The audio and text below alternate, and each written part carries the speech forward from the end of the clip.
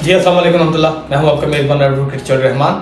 आज की वीडियो में हम डिस्कस करेंगे पंजाब बार के जो इलेक्शन हुए हैं 1 नवंबर 2025 को पंजाब भर में, उसके नतीजे में पाकिस्तानी तहरीक इंसाफ ने कितनी सीट्स हासिल की, हम आपको एग्जैक्ट फिगर बताएंगे। इसके अलावा हम आपको ये भी बताएंगे कि आसन बून साहब जो इंडिपेंडेंट ग्रुप की सरबराही कर रहे हैं, उन्होंने पंजाब भर में इस इलेक्शन के नतीजे में कितनी सीट्स हासिल की। इसके अलावा हम ये भी बताएंगे कि ये जो इलेक्शन कंडक्ट हुए हैं इनका बुनियादी मकसद क्या होता है, क्या पैरामीटर्स होते हैं, और चूंकि इस इलेक्शन में सिर्फ वुकला कम्युनिटी ही हिस्सा लेती है तो इसलिए वुकला को इनके क्या फ़वाइद होते हैं, हम कैटेगरिकली एक एक चीज़ को डिस्कस करेंगे। सबसे पहले तो अपने ऑडियंस की आसानी के लिए बता दूं कि पंजाब भर में 75 सीट्स 75 सीट्स पे पंजाब बार काउंसिल के 1 नवंबर 2025 को पुरअमन तरीके से इलेक्शन कंडक्ट किए गए। एक बात आप ध्यान में रखें, इलेक्शन पूरे मुल्क में होते हैं, कभी सेनेट के होते हैं, कभी सूबाई असम्बलियों के और कभी नेशनल असम्बलीज के, लेकिन आपको जो पीस अमन वुकला कम्युनिटी के इलेक्शन में नज़र आएगा ये आपको कहीं नहीं नज़र आएगा। और उसकी बुनियादी वजह ये है कि we wear kala coat and question is that what is the kala coat. I think Kala coat is the sign of integrity, because the Kala coat is sign of integrity, because the Kala coat is real sign of democracy. Yes, the real sign of democracy is Kala coat.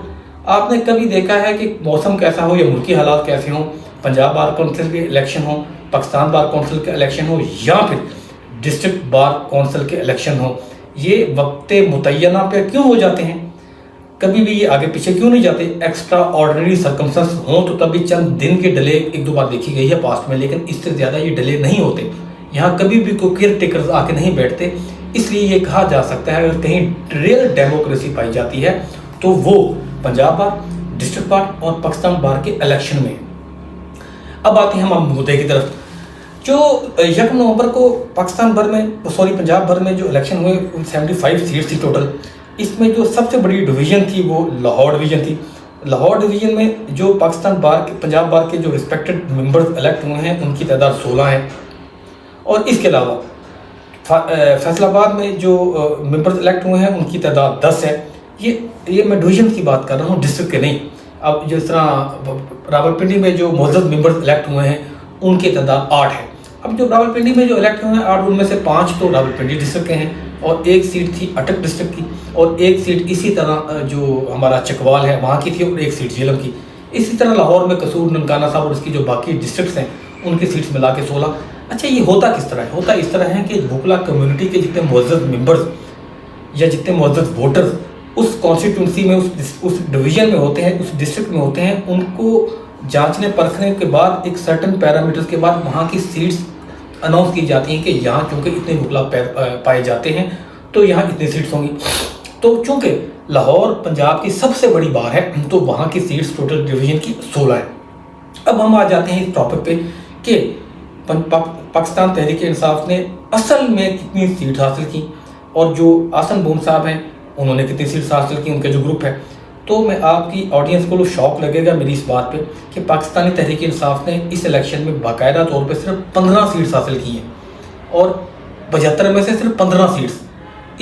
इसके reasons क्या हैं, उन्होंने इतनी कम seats क्यों हासिल की हैं, तो ये हम डिस्कस करते हैं। और इसके मुकाबले में जो आसन भून साहब का ग्रुप है उसने अप्रॉक्सीमेटली मैं इसलिए कह रहा हूँ कि ये मीडिया रिपोर्ट्स हैं, ऑफिशियल डेटा तो अभी मुरतब नहीं हुआ, 1-2 सीट्स ऊपर नीचे हो सकती हैं, 1-2 सीट्स, नॉट मोर देन, तो वो 45 है। 45 सीट्स आसन बून ग्रुप ने हासिल की, आसन बून साहब का जो ग्रुप है, और 15 सीट्स सिर्फ हासिल की हैं पाकिस्तानी तहरीक इंसाफ ने इस इलेक्शन के नतीजे में। हालांकि देखा जाए, क्योंकि हमने तो पार्टिसिपेट भी किया है, वोटर सपोर्टर भी थे, इसमें जो सबसे चार्ज ग्रुप था वो पाकिस्तानी तहरीक इंसाफ यानी कि ILF था।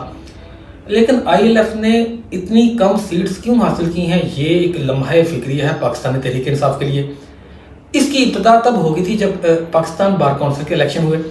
तब हमने देखा कि हामिद खान साहब जो ग्रुप है और जो सबसे बड़ा ग्रुप है वो काफ़ी मुनज़्ज़म ग्रुप है, क्योंकि एक अरसा से पॉलिटिक्स कर रहा है बार पॉलिटिक्स में, तो चूँकि बहुत मुनज़्ज़म ग्रुप है। उसका ILF अभी चूँकि नया बना है, उसकी उतनी ग्रास रूट भी नहीं, और ये चार्ज ज़रूर है, मोटिवेटेड भी हैं, लेकिन एक इलेक्शन की अपनी डायनामिक्स होती हैं, उससे माजरत के साथ पाकिस्तानी तहरीक इंसाफ बहुत दूर है।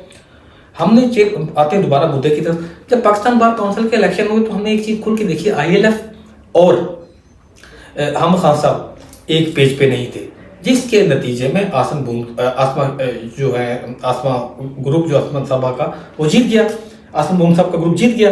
तो इसी तरह इस इलेक्शन में जो पंजाब बार काउंसिल के इलेक्शन हुए हैं, इसमें भी हमें ये देखने में आया कि हामा खान साहब ग्रुप और ILF में चूंकि काफ़ी ज़्यादा आपस में इख्तलाफात थे, उस इख्तलाफात के नतीजे में सिर्फ 15 सीट्स ही ILF या पाकिस्तानी तहरीक इंसाफ जीत सकी। लम्हा फिक्रिया PTI वालों के लिए, उनको अपनी सफ़ों में नज़्म व ज़ब्त पैदा करना होगा अगर उन्होंने मुस्तकबिल में भी इसी तरह की कारकर्दगी थी। देखिए, वोटर बड़ा चार्ज था PTI का, हमने तो खुद एनालिसिस किया है ना, इसमें तो कोई दो राय नहीं है। लेकिन सिर्फ चार्ज होने से या मोटिवेट होने से जो इलेक्शन के बुनियादी पैरामीटर्स हैं, जो डायनामिक्स हैं, उनको तो आप नहीं निगलेक्ट कर सकते ना। पुराने लोगों के मुकाबला करने के लिए आपको अपने पुराने लोगों के साथ इत्तेहाद करना सीखना होगा। अब हम आते आते आगे बढ़ते हैं कि पंजाब बार काउंसिल के जो मुअज़्ज़ज़ 75 मेंबर्स इलेक्ट हुए हैं, इनकी रिस्पॉन्सिबिलिटीज़ क्या होंगी।